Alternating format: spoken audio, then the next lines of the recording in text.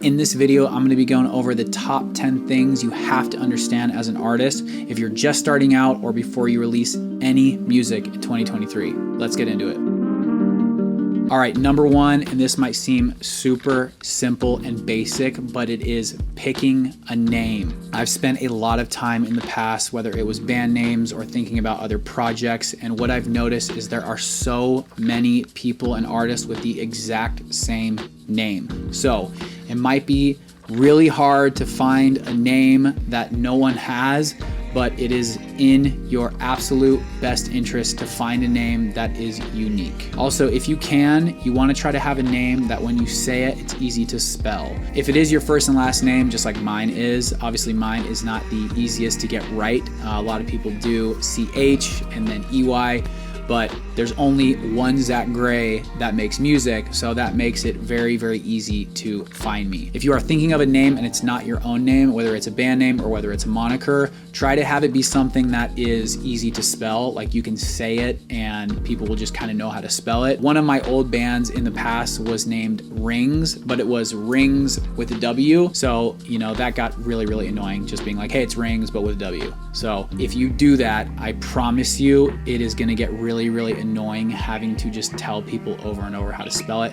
So if you can help it, try to have something where people can just type it in and when they hear it, they kind of know how to spell it. The first place to really look for if the name is taken is Spotify. When we talk about securing your username on social media, it doesn't necessarily have to be the exact thing that your artist name is, but what you want to make sure is that on something, especially like I said, like Spotify, that it's just you, there's no one else with a duplicate name. Though a name is very important, I want you guys to really, really understand that it is your music, it is your art, it is your self-expression that is gonna make whatever name you pick for your project special and have meaning to other people. The example of that I really love to use is Red Hot Chili Peppers. If someone brought that up to me as an idea for a band name, I probably would have thought they were crazy. Red Hot Chili Peppers, like what does that even mean? But when you think about the Red Hot Chili Peppers now and all the music that they've made, it just fits them. It fits them because of the brand and the thing that they've made out of themselves.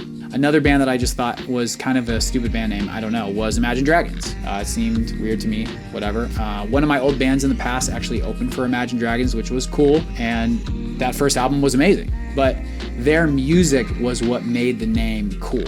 So try to pick a name. It's most importantly, like I said, that no one else has the name, but just remember that your music is gonna make the name cool. So don't forget that. Okay, so next it is locking in a username on social media. So the most important social media accounts that you need to have, which you probably already have for yourself or your personal accounts, are Instagram, TikTok, YouTube, and Twitter.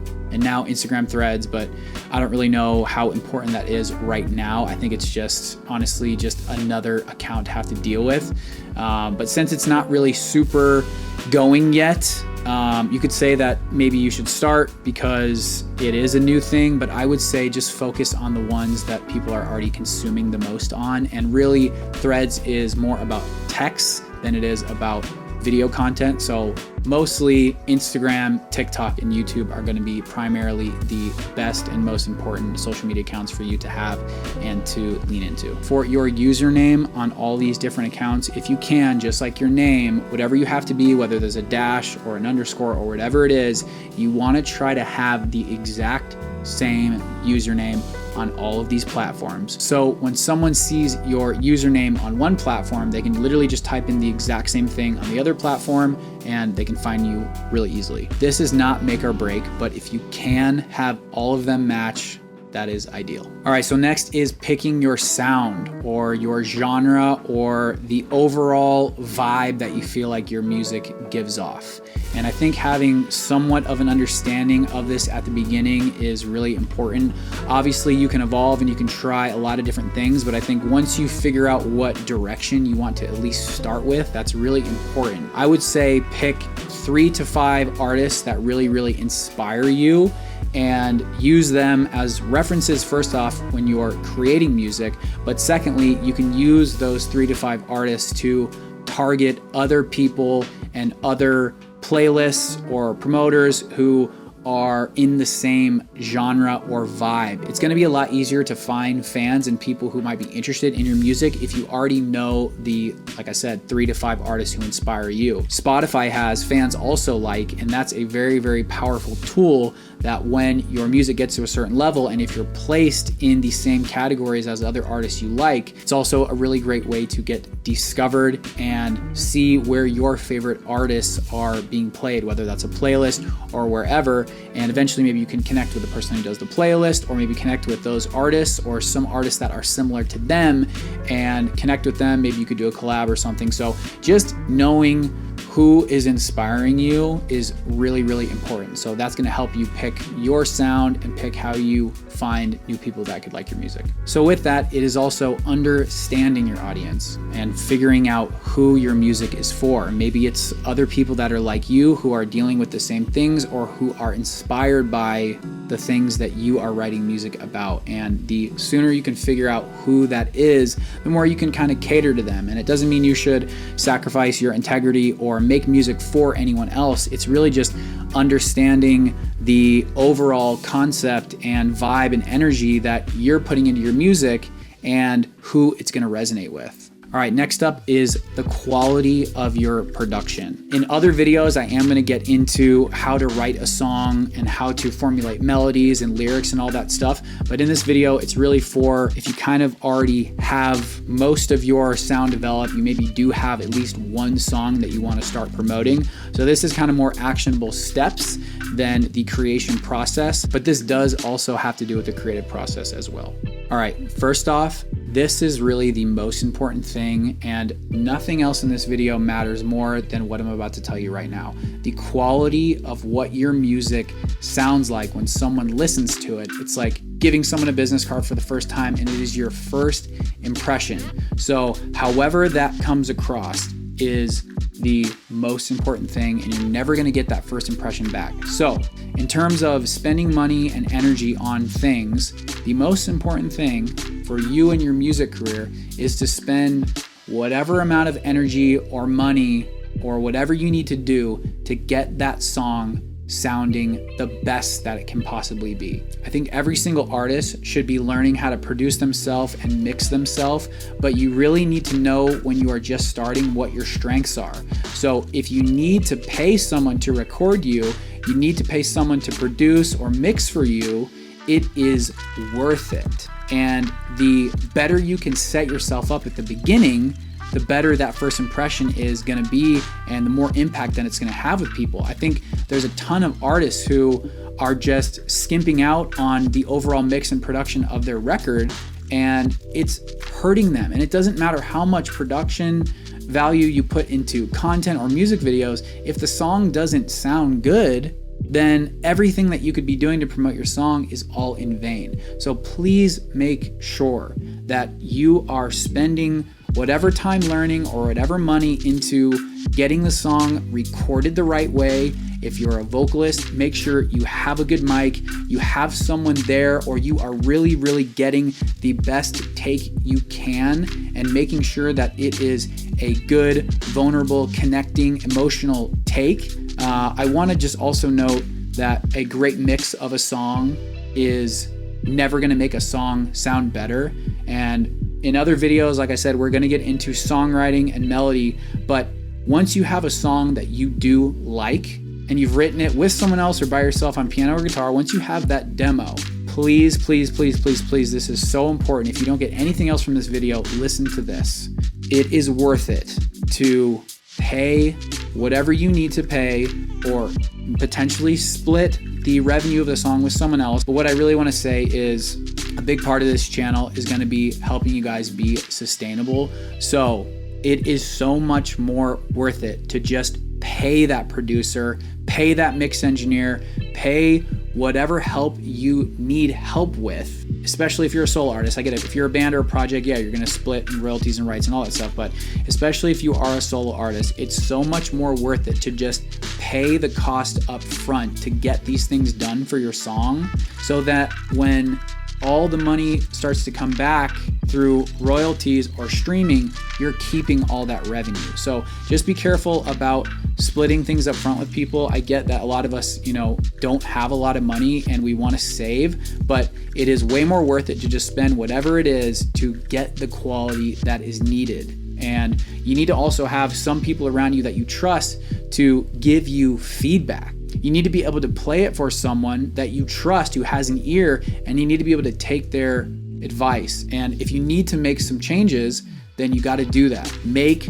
absolute sure that you get your song produced the right way, mixed the right way, make sure all the vocals sound amazing, they are loud enough, and then make sure someone masters it the best that it can be.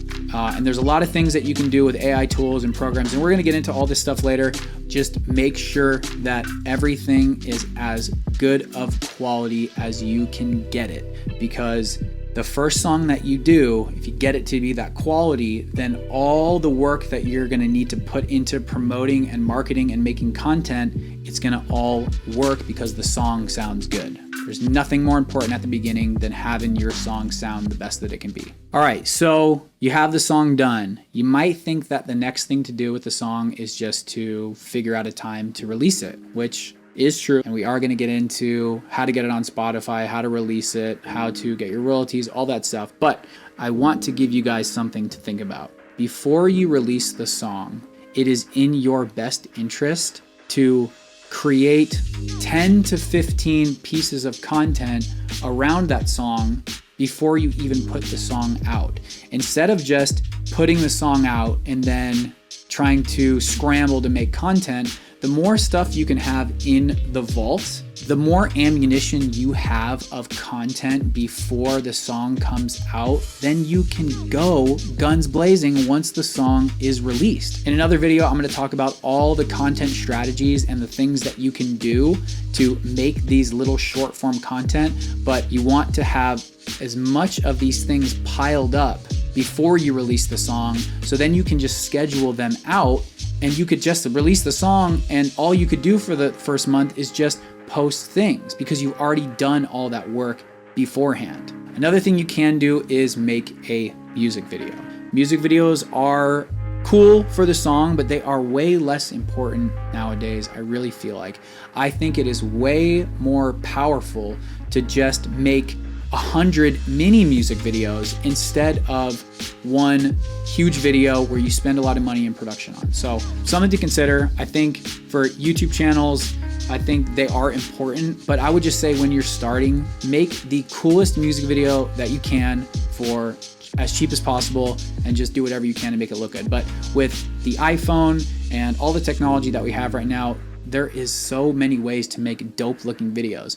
And that's another video I'm gonna make, is how I've made some amazing cinematic things on my iPhone. So you might think you have to hire someone or get all this crazy gear, but the truth is you have an insanely amazing tool right in your hand, probably right now. Okay, so once you have the song done, all the content is ready to go, and you have somewhat of a plan of attack, now we can talk about how to upload your music to streaming platforms. My favorite platform right now is DistroKid. I'm gonna have another video talking about DistroKid and the benefits of it, but that is the one I would look into, and there are a ton of YouTube videos talking about DistroKid, but that is the one that I personally use to release my music. The other things that you need to set up are your Spotify for Artists account and your Apple Music for Artists account. These are really gonna help you with analytics. They're gonna help you change your profile picture, and Spotify especially is a way that you can pitch your music to editorial playlists on Spotify. So the main thing that you have to kind of time out, especially with Spotify, for example, is you wanna make sure that you have about, honestly, maybe 3 weeks to a month before your song comes out. You wanna make sure you are setting up that profile, and Spotify likes when you have at least like 3 weeks before the song comes out. So that's really important, and that's really the only timing thing that you're accounting for when you're releasing your song. So in addition to posting this content for the song, whether it's little mini music videos or behind the scenes, or you lip syncing the song or whatever it is, I wanna just let everyone know that running ads as an artist can be so incredibly beneficial. You have to understand, first off, that every single massive artist that you know, whether they're a label or they're paying for it, they are spending money on ads and on promotion for the songs. I think there's a big misconception on artists and especially musicians. I feel like so many artists, myself included, for the longest time, you just think that if you have a good song and you just release it, it's gonna have this viral success because you love it and you thought you made a great song. But the truth is, any single business, art, company, whatever it is, some things do get viral and they do take off. But most of the time with anything, there is promotion behind it. So even if you're a music artist, does not mean you shouldn't be promoting your music through ads. So learning how to run Facebook ads on Instagram and Facebook is so incredibly important. I'm gonna make another video about that at some point as well, but just remember, if you care about your music and your project, you should be figuring out how you can spend money to promote it and market it, and a great way to do that is through Facebook ads.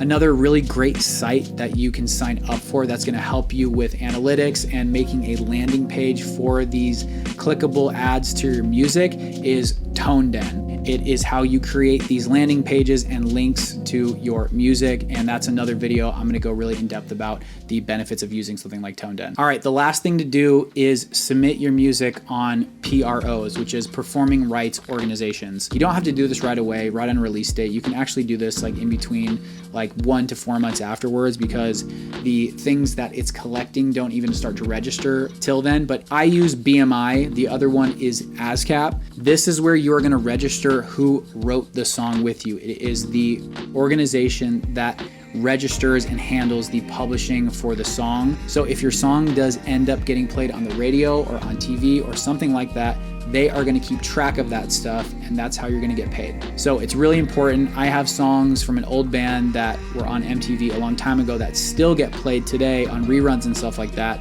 and I'm still getting checks from BMI from over 10 years ago for that music. Thank you guys so much for watching. If this video has been helpful to you, please like and subscribe. And if there's a video of something you want me to make in the future, or a question you have or something you struggle with, please leave it down in the comments. I read all the comments and do my absolute best to respond to all of them. Remember, this life as a musician and artist is not easy, and it is a process of learning and trying and failing, but only through going through things and learning are you going to get to where you want to be.